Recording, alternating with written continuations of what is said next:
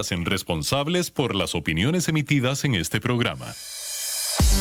Bienvenidos a Proyectos con Max Umaña, un espacio donde compartimos experiencias y aprendizajes en áreas como infraestructura, tecnología, salud, educación y cultura. Esperamos inspirarte, informarte y conectarte con el mundo de la gestión de proyectos. Solo aquí por CRC 89.1 Radio.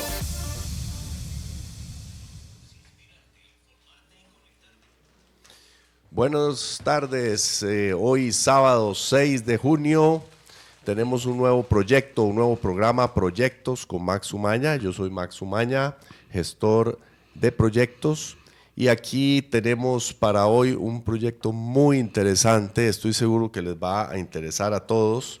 Se trata del Boulevard de Freses en Curridabat.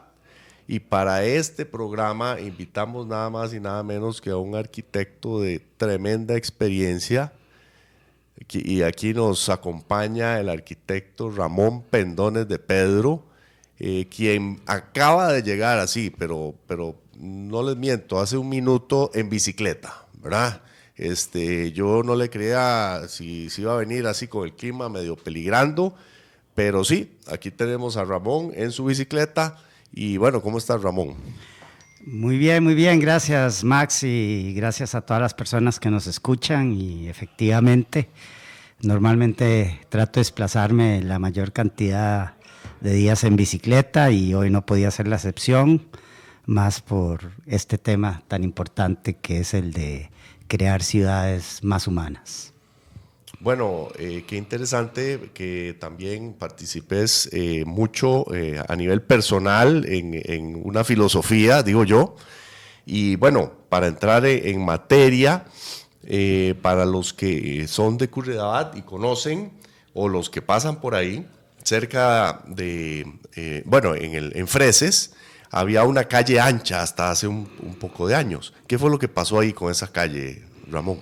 Esa calle era parte del proyecto del segundo anillo de circunvalación, que era un anillo intercantonal que estaba planeado, y antes el MOD, cuando uno sacaba permisos de urbanizaciones y de edificaciones, había un departamento que se llamaba Previsión Vial y obligaba a que se tomara en cuenta las futuras ampliaciones o proyectos futuros, pero ese tema se vino abajo porque aunque a uno lo obligaban, no se lo expropiaban. Entonces, un recurso de amparo de alguien impidió que se siguieran manteniendo esas previsiones viales, lo cual entendemos perfectamente, porque si uno tiene un terreno que está afectado por una ampliación, lo cual es de bien común, pero bueno, también el terreno es propiedad privada que tiene que honrarse pues su costo justo. Entonces, esa urbanización, yo me imagino que los desarrolladores, como se diría, dejaron mucha plata en la mesa, pero que en el fondo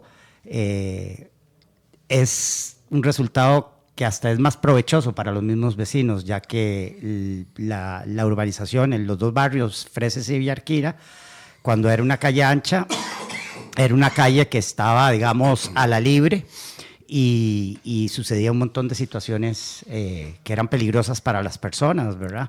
Piques, gente dando trompos, gente aprendiendo a manejar sin la debida precaución. Sí, claro. Entonces, ahora, a partir de la creación del bulevar, la plusvalía de todos los terrenos del barrio, ni siquiera solo los que están flanqueando el bulevar, ya no le llamamos calle ancha, ahora es Boulevard Freses, ha subido, y la gente va de otros barrios a disfrutar de ese espacio, y los alquileres y en general el precio de la tierra ha subido gracias a este elemento de espacio público tan valioso. Bueno, yo hoy voy a hablar poco porque ando afectado de la garganta, y de por sí Ramón me dijo que habla mucho, entonces no hay problema. ¿Hace cuánto empezó esa transformación? Mira, este proyecto nació, por lo menos en lo que a mí compete, en el 2008. En el 2008, en el 2007 en realidad fundamos una asociación que se llama Convivir, que significa Asociación de Deportistas contra la Violencia Vial y el Irrespeto. Eso fue a raíz de un atropello que yo sufrí por un conductor borracho.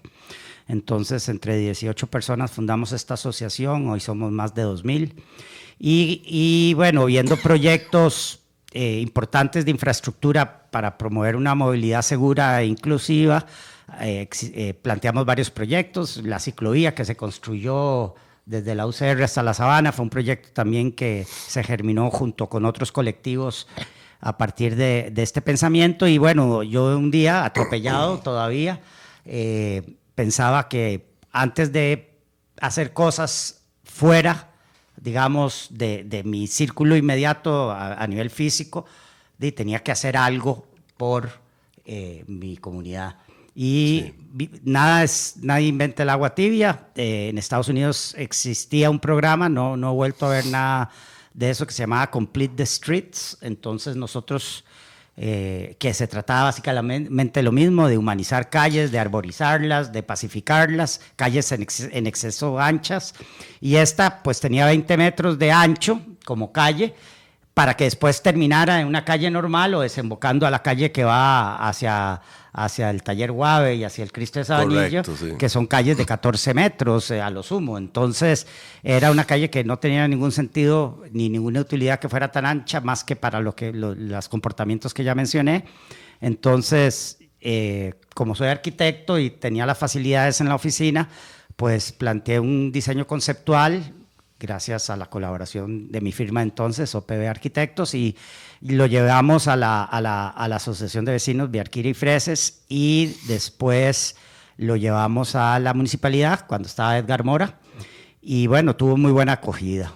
Eso fue en el 2008. Pero vos también fuiste regidor, ¿verdad? ¿O sos regidor? No sé cómo está la cosa. Fui síndico. Síndico. Sí, pero eso fue bastante tiempo después, eso fue en el 2020.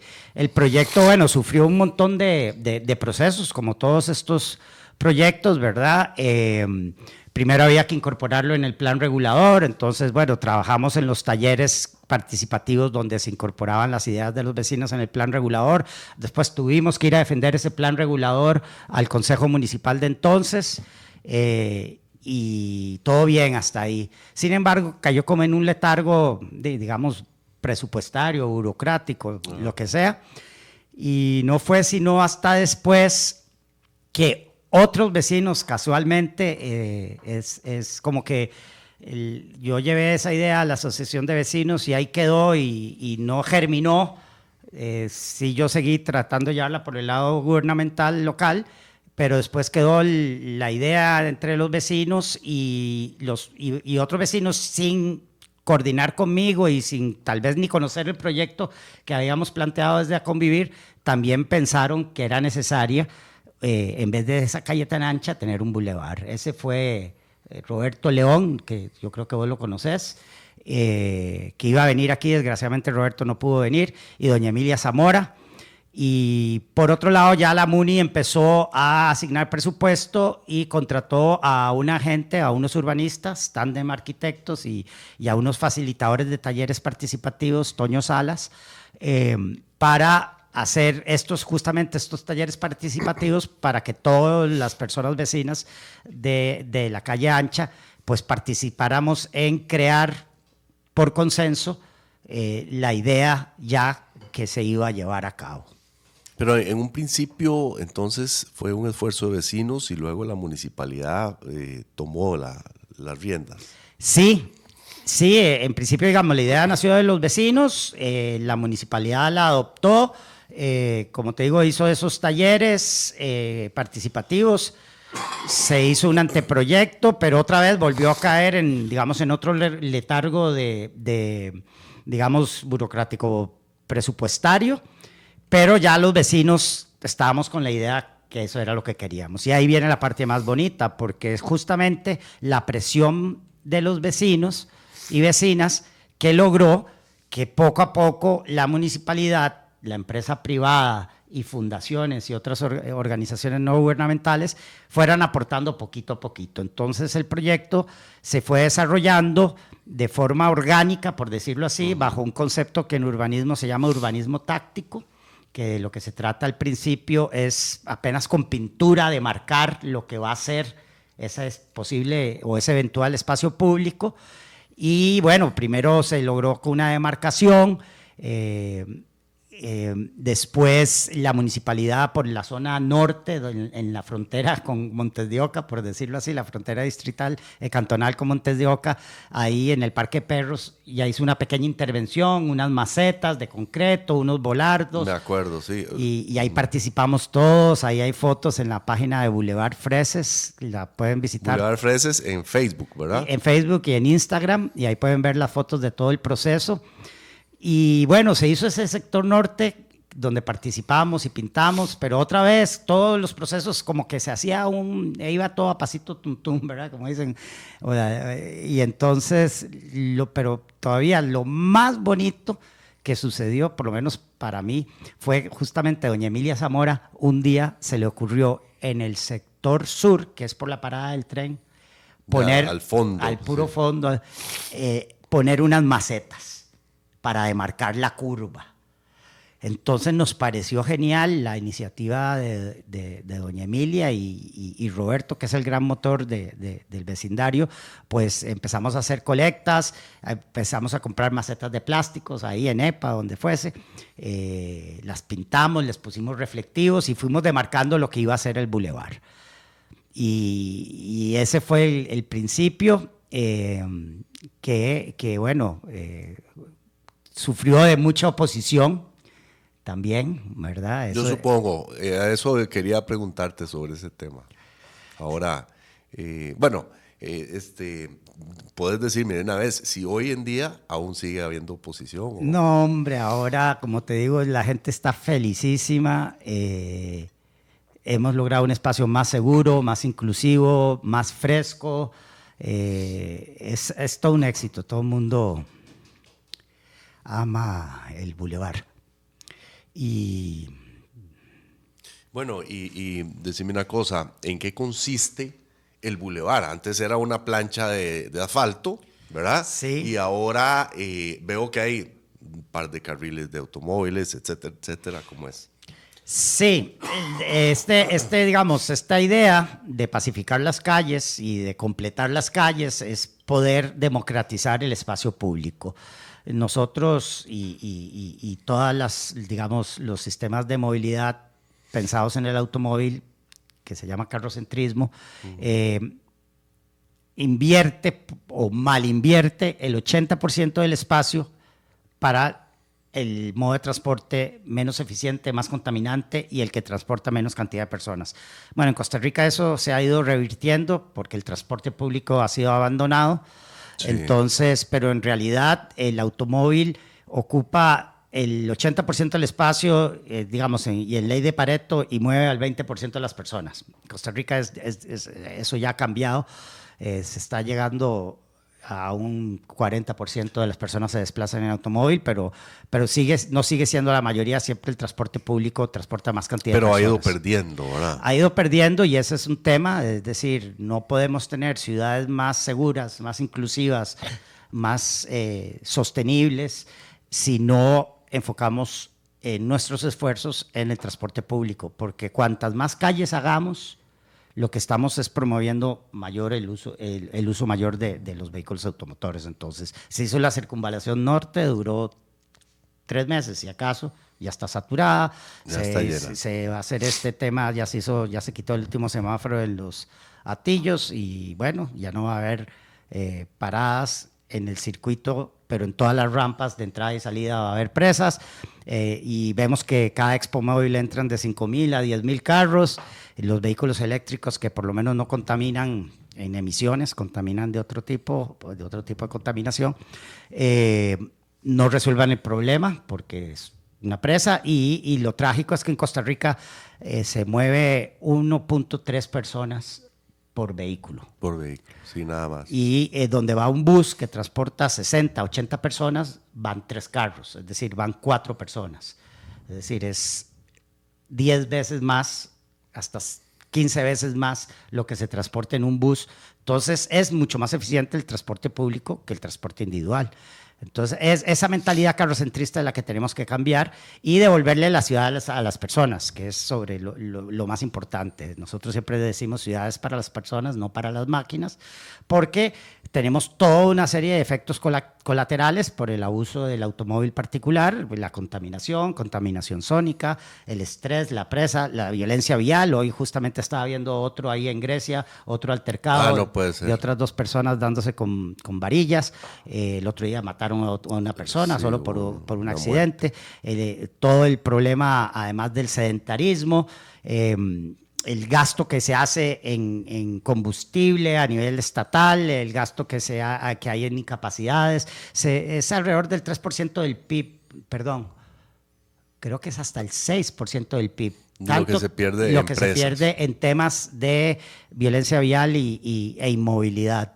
Entonces, creemos que este es un ejemplo típico, digamos, un plan piloto, como siempre lo pensamos, y un ejemplo que es digamos, de replicar en muchas otras partes del país, y de hecho de muchas otras partes del mundo ha sido caso de estudio. La Universidad de Singapur ha mandado gente a estudiar aquí a través de colaboraciones con otras universidades, y es muy interesante porque es esta capacidad de organizarnos como comunidad y con la ayuda, evidentemente, del gobierno local o el gobierno central y de la empresa privada y digamos, otras ONG. Fundación Yamuni Tabush puso todo el mobiliario urbano. La Universidad Fidelitas puso a estudiantes a diseñar en detalle el bulevar. Entonces el bulevar tiene un tema que, como esa calle iba a ser un segundo anillo de circunvalación. Era el anillo periférico. Ajá. Sí, cierto. Y entonces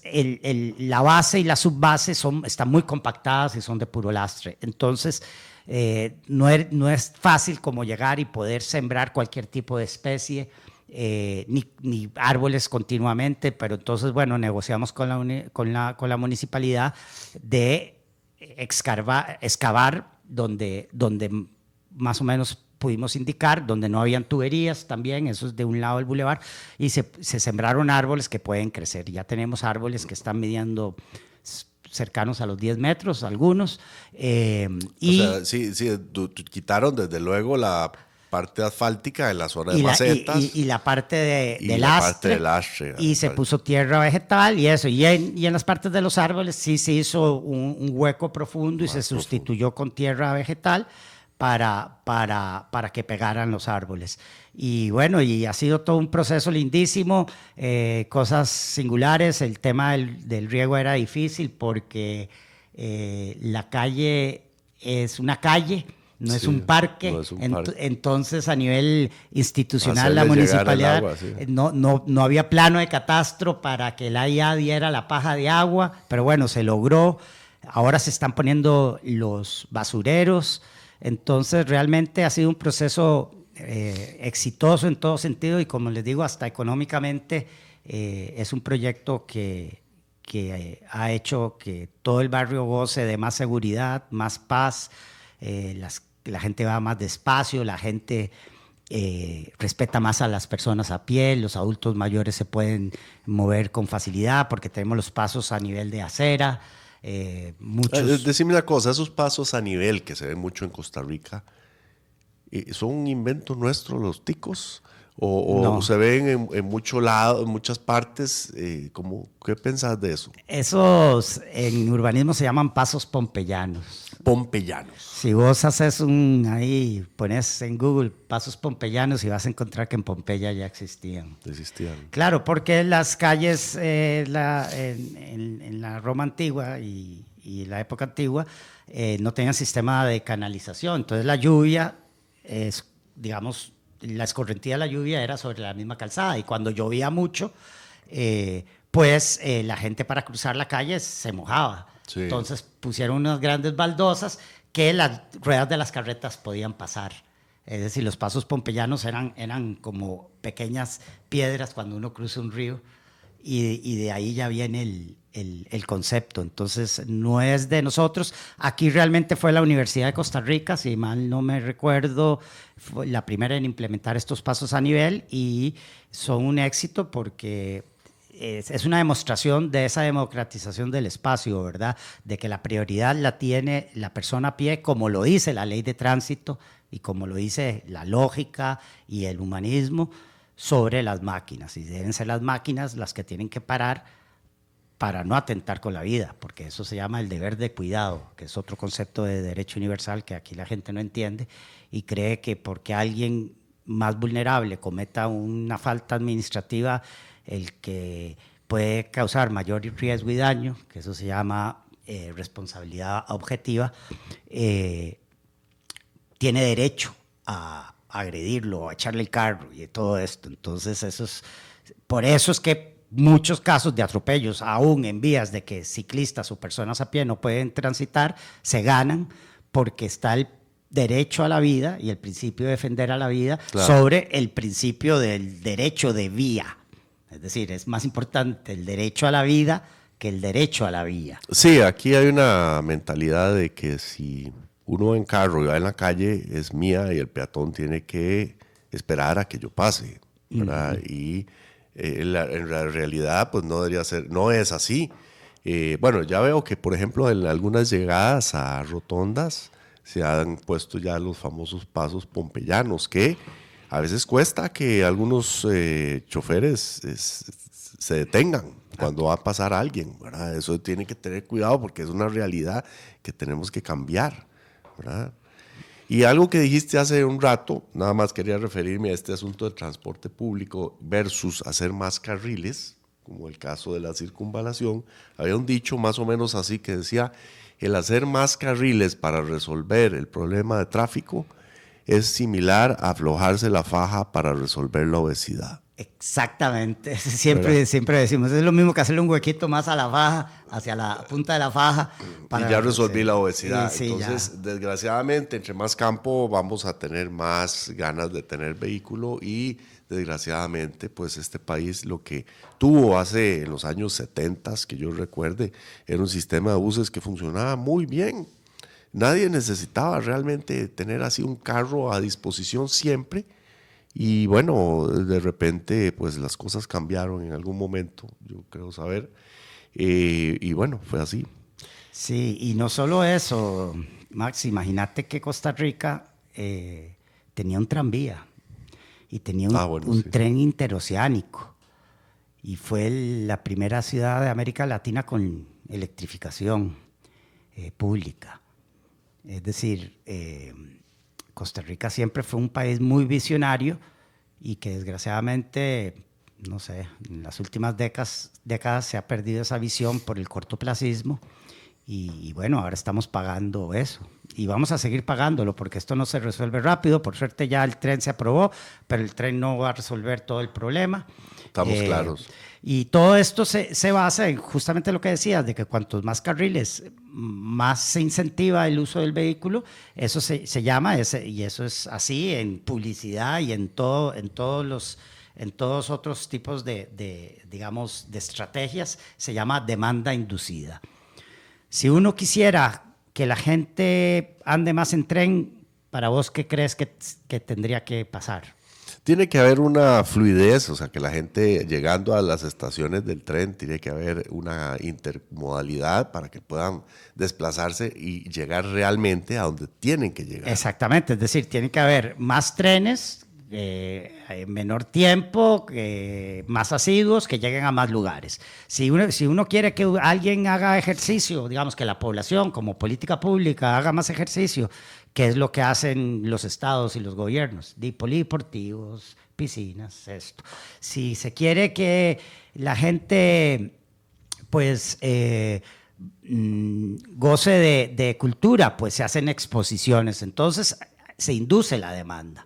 Entonces tenemos que empezar a cambiar la inversión hacia el vehículo particular inducir la demanda a otros medios de transporte. Entonces, si queremos que la gente camine más, ¿qué tenemos que hacer? Aceras más anchas, más lisas, más planas, sin obstáculos. Si queremos que la gente ande más en bicicleta, pues tenemos que hacer más ciclovías, aunque la gente en carro se sienta que le están quitando espacio, cuando lo cierto es que una bici más es un carro menos. Entonces, todas esas matemáticas que parecen de perogrullo, a veces cuesta mucho que la gente las compre, porque nos han vendido durante, y eso ya es un tema sociológico y antropológico que viene del desarrollo urbano de los años 50 en los Estados Unidos, la creación de los suburbios, sí, y un país tan extenso como Estados Unidos, que también Estados Unidos tenía una red ferroviaria grandísima. ¿Sí? Uno ve todas las películas del oeste, la colonización del oeste se hizo a través de las caravanas primeros, y después el desarrollo venía con el ferrocarril. Y bueno, Estados Unidos también ha sufrido eso, y el problema que tenemos, y que lo hemos visto en la Ruta 27, en la 39, en todas, que son los trailers, lo peligroso que son, y el deterioro que causa en las vías. Entonces, la carga debería ir en tren, el tren debería revivirse, el tren interoceánico, es decir, es una apuesta, como vos dijiste ahora, multimodal. No es solo hacer ciclovías, porque no todas las personas puedan andar en bici, no siempre, por edad, porque hay que llevar, digamos, yo voy al trabajo de los 5 días a la semana, 4 voy en bicicleta. 4 en bicicleta. Llevas ropa adicional, sí, y estás listo para esas cosas. Sí, voy desde Curridabat trabajo en Avenida Escazú, son 14 kilómetros, entonces voy en ropa de ciclismo y llego a la oficina y me cambio y de vuelta igual. Pero los miércoles tengo que llevar a mi hija a ballet y tengo que ir a recogerla a Santana, llevarla a San Pedro, devolverla a Santana, sí, y devolverme a Curridabat. Imagínate, lo que no hago en toda la semana en carro, lo hago en un solo día por falta de una alternativa. Sí, porque si hubiera un transporte público eficiente que nos diera movilidad en diferentes lugares, sería diferente. Un día tenemos que hablar un poquito sobre el proyecto del metro que estuvimos incentivando, y por lo menos lo sacamos de lo que fue lo que llamaban ciencia ficción. Y bueno, también el tren es un paso que esperemos que se dé, porque hemos estado esperando administración tras administración que suceda. Pero en fin, volviendo, bueno, vamos a tal vez, le decimos a Chava que nos ponga un corte que tenemos a medio programa. Ya retornamos con más de Proyectos con Max Umaña, aquí por CRC 89.1 Radio. El agua es vida, salud y bienestar. Por eso, vos y los tuyos necesitan agua purificada, ozonizada y embotellada San Ángel. Hace que tu vida sea más larga y saludable con agua San Ángel. Disfrútala naturalmente y viví una experiencia con agua purificada San Ángel. Pureza que se siente. Búscanos en Facebook como Agua San Ángel. Viví China a profundidad, caminá por la Gran Muralla, descubrí los guerreros de terracota, encontrate con pandas gigantes, explorá templos milenarios y sentí la energía imparable de Shanghái. Un recordatorio completo de 16 días, diseñado para descubrir, entender y sorprenderse con cada día, revelando un nuevo contraste. China, una experiencia que transforma la forma en que ves el mundo. Para más información, contacta a Orient Tours, especialistas en viajes a Asia. Teléfono y WhatsApp 2234-2828. Próxima salida 8 de septiembre 2026.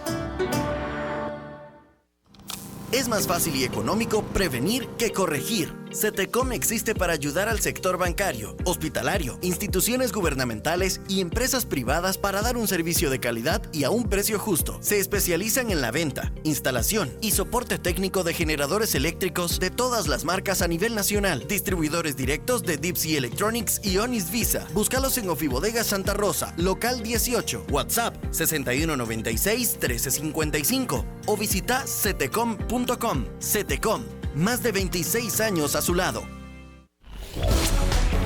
Noticias, entrevistas y emprendimiento. 89.1 CRC Radio. Noticias CRC 89.1 en Telegram. Infórmese permanentemente de la actualidad nacional y mundial. Síganos en esta plataforma como Noticias CRC. También estamos en Facebook y Twitter. Noticias CRC, periodismo directo y sin ataduras.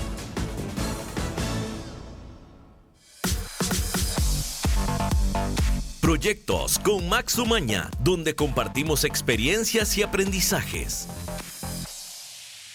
Volvemos en el día de hoy hablando del Boulevard Freses con el arquitecto Ramón Pendones.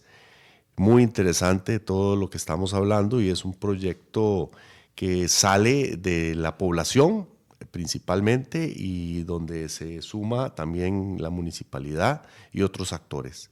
Me puse a ver en Google Earth la longitud de este bulevar y lo que pude medir eran como 700 metros. Exactamente. Es bastante, Sí. es bastante. Es un área importante desde donde está el tren hasta lo que es la Universidad Fidelitas. La universidad ha participado en este proyecto.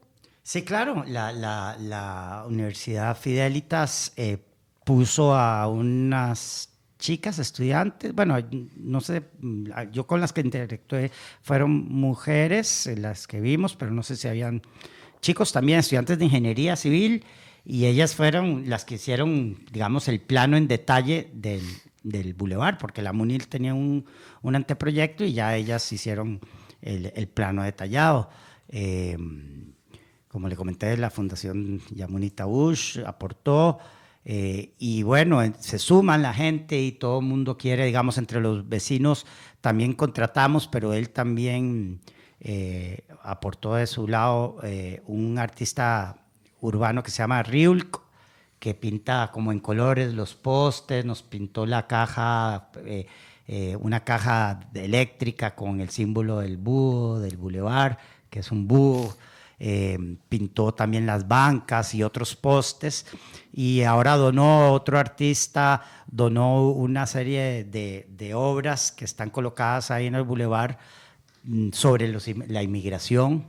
Me pareció haber visto unos pedestales ahí. Sí, la gente pues hay que entender, a veces el arte ahora es bastante más conceptual que hace años, que era algo más visual y más eso, visual, más formal. Ahora el arte pues busca no solo una representación estética, sino mandar un mensaje. Entonces hay que entender estas obras de este artista que ahorita no me acuerdo el nombre, que es sobre la inmigración, que pone elementos en las esculturas que reflejan la vida de las personas migrantes y su penuria, ¿verdad? Entonces pone como los maletines que tienen que cargar o que tienen que dejar abandonados. Es decir, hay toda una de elementos simbólicos muy importantes que adornan también el bulevar en ese aspecto, ¿verdad? En busca justamente de crear que los espacios públicos no sean solamente lúdicos, sino que también tengan este aporte social y cultural para que las personas podamos todas convivir de la mejor manera, ¿verdad? Porque es justamente en el espacio público donde convergen todas las, digamos, esferas sociales. Es la parte más democrática de las ciudades y es en la parte donde tenemos que hacer mayor énfasis en esa convivencia pacífica. Estábamos hablando también, bueno, vos mencionaste lo de intermodalidad y sí, claro, el otro gran éxito del Boulevard es que tenemos la parada de tren del Colegio de Arquitectos ahí. De ingenieros y arquitectos. Perdón, cierto, vos sos ingeniero, yo soy arquitecto. Sí, de ingenieros y arquitectos es una parada que además es para personas con discapacidad, es decir, tiene un diseño inclusivo. Todo este proyecto que tiene alrededor el Colegio Federado de Ingenieros y Arquitectos es interesante porque a través del parqueo hay una pasada. Un estacionamiento, sí. Sí, a través de ese estacionamiento hay una pasada peatonal desde la calle principal de Curridabat hacia el bulevar, lo cual promueve una movilidad peatonal muy interesante y con la estación de tren. Entonces ahí los momentos de llegada del tren en las mañanas, de la gente que va para la universidad, la gente que va para los trabajos, es increíble la cantidad de personas, y esto promueve el tren. Eso aunado con todo un sistema de ciclovías que donó la Comunidad Europea con el proyecto Mueve, que son estas ciclovías demarcadas en líneas y segregadas en algunos espacios, depende del lugar, que tanta crítica tuvieron también en el barrio. Están hechas para fomentar la movilidad no motorizada en los tramos finales de llegadas a las estaciones de tren. Entonces, a veces se ven un poco atomizadas, un poco dispersas, ¿verdad? Y normalmente no conectan. Por ejemplo, la ciclovía que hay en San Pedro, que queda ahí por el Higuerón, no conecta con esta, porque desgraciadamente hay que pasar por la ruta 2, que es del MOP. Es del MOP. Entonces, ahí tenemos todo un tema de gobernanza, ¿verdad? Que las municipalidades sí creen en la movilidad no motorizada, trabajan con la Comunidad Europea, pero el MOP en su mentalidad carrocentrista y cortoplacista, porque bueno, yo también entiendo, es decir, lo que más hay es la demanda de carros, porque la gente se vuelve como loca, ¿verdad? Pero realmente, si nos ponemos a pensar, el hacer tantas calles y gastar, es decir, se habla de que el tren costó, no sé, $800 millones, ¿verdad? Pero una carretera como la de San Carlos cuesta, no sé, estoy hablando paja, pero ponele $3,000 millones y nadie brinca por eso, pero por el tren sí. Bueno, eso que decís es muy interesante. Un proyecto como el tren, la gente le busca rentabilidad per se, y una calle no es rentable. No. Es un gasto que hay que hacer, y la gente no le está diciendo, mira, esta calle que hiciste frente a tu casa, ¿acaso es rentable? Por supuesto que es rentable porque la necesitábamos, ¿verdad? Igual las obras que pueden ser ciclovías o cualquier otro tipo de obras de esas, pues también. Sí, muy, muy cierto eso que decís. Es que igual pasa con el transporte público. Es decir, hay cosas que si partimos del concepto que existe y que es constitucionalmente, está metido en varias constituciones, incluyendo México y Colombia, que es el derecho a la ciudad, si las personas vivimos en este ecosistema artificial creado por el hombre, que son las ciudades, tenemos que tener unos derechos garantizados, como el de vivienda y el de transporte y el de seguridad y el de cultura y el de esparcimiento. Son todos esos derechos humanos, no es una agenda ideológica ni nada. Esos son derechos humanos simples y llanos. Y entonces, bajo el concepto de derecho a la ciudad, tener el derecho a un transporte público eficiente, inclusivo y sostenible no tiene que verse como un gasto, es una inversión. Lo que ahorras empresas, ahorras en salud pública, en eficiencia, y desgraciadamente eso no se paga, porque si pones el tren es carísimo, y sobre todo el tren viejo de nosotros, los momentos de arranque y frenado y todo eso es lo que más hace caro un tren. Entonces, un tren urbano que tiene que estar parando a cada rato, por eso son trenes más ligeros, para que puedan arrancar y detenerse más rápido, tienen que ser subvencionados. El transporte público en todas partes del mundo es subvencionado. Así es. Al igual que una carretera, una calle es subvencionada. A menos que tenga peaje.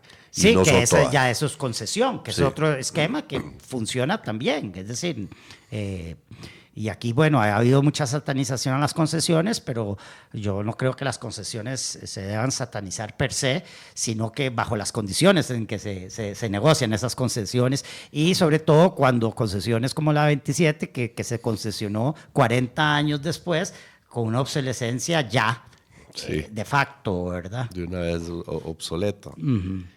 Siempre empezamos con el bulevar y nos vamos por el tema más general, porque es como un punto de partida. De hecho, también veo que hay una calle ancha en Pinares. De hecho, también ahí hubo un concierto grande en esa calle ancha, y también en Freses me acuerdo haber ido a algo. ¿De Navidad?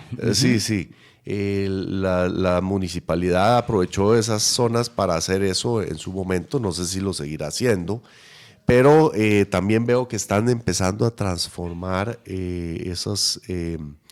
en las esquinas, como estuvimos hablando ahí en los comerciales, en el bulevar, no es un bulevar, pero en la calle ancha de Pinares, también en el mismo municipio. Sí, eso es todo un concepto, volviendo al tema del urbanismo para las personas, ¿verdad? Es todo un programa que tiene la Municipalidad de Curridabat que se llaman las rutas caminables, que están enfocadas hacia personas de la tercera edad, sobre todo niños o personas con discapacidad. Curridabat es un cantón y nuestro barrio particularmente, con muchas personas adultas mayores que ante la cantidad de automóviles, como somos una ruta de paso para coger la carretera hacia Cartago, entonces se ven totalmente, digamos, discriminadas y segregadas a unas aceras que están en muy mal estado. Entonces, la municipalidad ha ido invirtiendo en todo este tema de aceras podotáctiles, aceras dulces que se llaman, que donde la parte verde es con vegetación que promueve plantas que promueven la polinización, porque sabemos el tema de las abejas y todo esto, para mantener la biodiversidad y convertirlas en verdaderos corredores. Pero en el tema de caminabilidad, lo que ha hecho la municipalidad durante ya varios años es que está generando esto que llamamos, y ahí en el bulevar está, unas orejas, por decirlo así, unas orejas en las esquinas que por un lado generan unas bahías para estacionar, lo cual también pacifica, porque ayuda. La gente entonces para estacionarse tiene que hacerlo con mayor cuidado. Orden también. No es un tercer carril o no es un carril de adelantar por la derecha, como también a veces creemos que estamos en Inglaterra, ¿verdad? Que rayamos por la derecha. Y entonces el hacer esas orejas en las esquinas están acercando o disminuyendo la distancia que hay que cruzar. Están acercando las esquinas entre sí. Y entonces una persona adulta mayor, un niño, una persona con discapacidad puede cruzarlas en menor tiempo. En otros casos también se hacen islas de resguardo cuando es muy ancho y el acercarlas con las orejas no es posible, bueno, no es suficiente. Entonces se hace lo de las orejas y se hace una isla de resguardo. Ahí por el buen precio hay unas calles hechas bajo este tema. A la mitad, sí, para que pueda. Para que la gente pueda parar a la mitad, descansar, ver el otro lado, dejar que pase el carro, lo que sea, y seguir, cuando en verdad debería ser el carro que pare. Pero bueno, sabemos que el tema de la violencia vial es una ley de la jungla, donde en vez de respetar la vida y respetar al más vulnerable, es el imponer al más fuerte. Hablaste del riego, pero ¿qué tal ahí la iluminación? La iluminación es bueno, tenemos la iluminación normal de la que tenía a cada lado. La que tenía a cada lado, que era poca, porque al ser tan ancha, digamos, es una iluminación para una calle normal de, digamos, desde 7 a 14 metros, que son los anchos de derecho de vía más comunes, a una de 20, entonces genera muchas zonas oscuras y de hecho por eso había tantos asaltos y esta cuestión. Ahora es un sistema de lámparas que funcionan con fotoceldas. Entonces no hay cableado, entonces son realmente ecológicas porque acumulan energía durante el día, digamos, en baterías, y después en la noche son inteligentes, por decir, cuando bajan su intensidad, pero tienen detectores de presencia, y cuando uno va caminando, acercándose a los lugares, aumenta su intensidad. Entonces rinden para toda la noche. De momento, sí. Supongo que eso es tendrá una vida útil ahí. Sí, algo, o el bulbo, algo deberá estar cambiándose, pero bueno, esas las donó creo que la Fundación Yamuni Tabush. El tema de la basura también era un tema, porque de ahí la municipalidad entonces no era solo recoger la basura de las casas, sino estar recogiendo los basureritos, que si también se rompen, vos sabes todo el problema de deterioro y mantenimiento que eso implica, pero bueno, finalmente también se están colocando, eso es lo último que se ha colocado, ahí están recién puestos.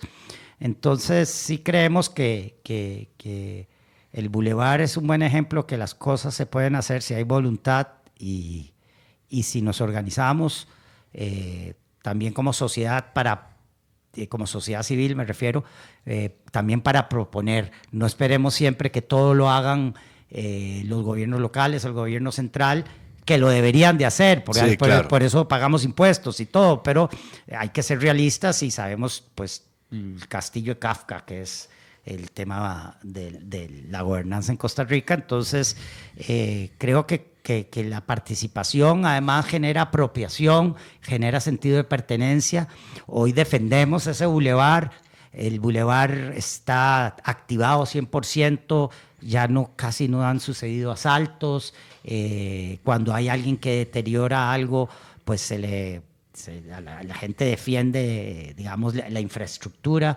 El sentido de pertenencia es muy importante en términos urbanísticos y antropológicos porque genera territorialidad. Claro. ¿Verdad? Entonces su territorio, como uno defiende su casa y su familia, uno defiende su comunidad. Eso genera más lazos, eso hace que también, por ejemplo, hagamos actividades de ferias de comercio local.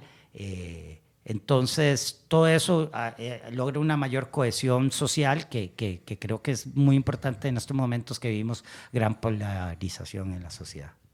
Bueno, ¿y qué otros servicios podrían tener? ¿Hay previstas eléctricas para ferias o alguna exposición? ¿Algunas no le han podido poner nada de eso? No, creo que no me acuerdo. Las veces que se han hecho actividades son con medio de plantas eléctricas. Entiendo, ¿verdad? sí. Entonces... ¿Wi-Fi? No hace falta. No, Wi-Fi no hay, pero podría haber. La gente pues, anda con su celular. Pero quiero decir, no estaría mal. Están las torres de telecomunicaciones, digamos, está el Parque de Perros también. Es decir, es que es una combinación. Todas las aceras de ese sector han sido reconstruidas, todos los parques han sido intervenidos. Por ejemplo, el parque por el lado de la línea del tren que llega a la parte de atrás del automercado. Ese es otro proyecto muy bonito que lo hizo la Universidad Veritas con estudiantes de arquitectura y con donaciones de Espérate, no sé de dónde me empresas. estás hablando. La línea del tren detrás de iFreses y de Nest Freses. Ah, ok.